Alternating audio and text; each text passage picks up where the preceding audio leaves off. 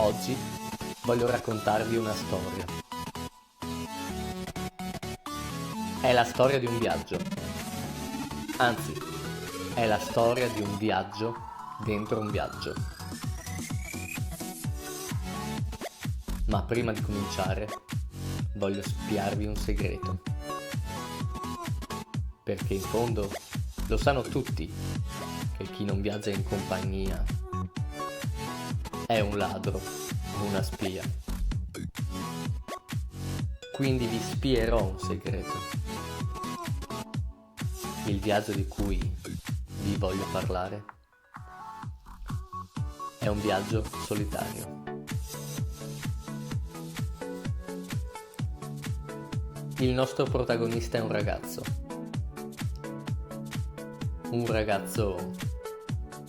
un po' strano, un ragazzo semplice e anche un po' pazzo. Io? Sì, tu. E questo ragazzo ha deciso di intraprendere un percorso.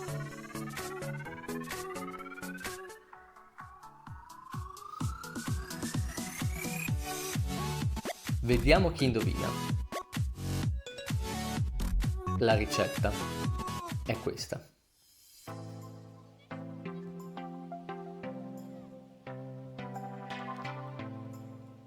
Uno spropositato numero di chilometri. Appena qualche chilo di bagaglio.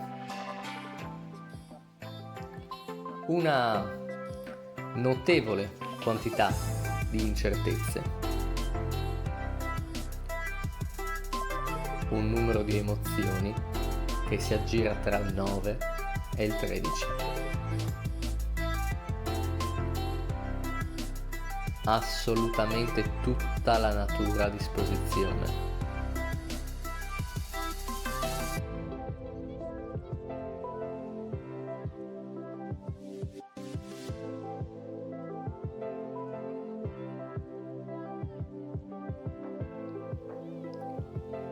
Un pizzico di fortuna.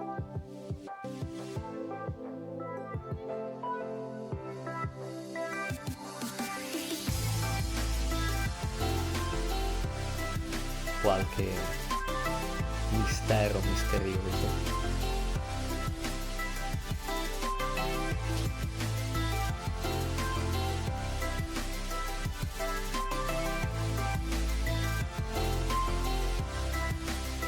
Un sacco di persone conosciute, ma soprattutto da conoscere.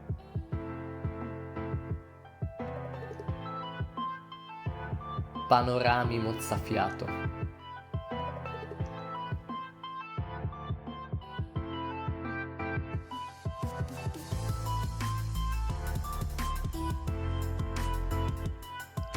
Qualche etto di posti da esplorare.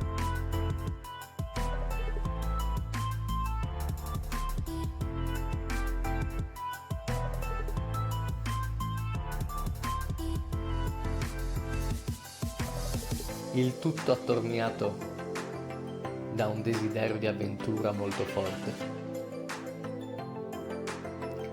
Ebbene, avete capito di che viaggio sto parlando?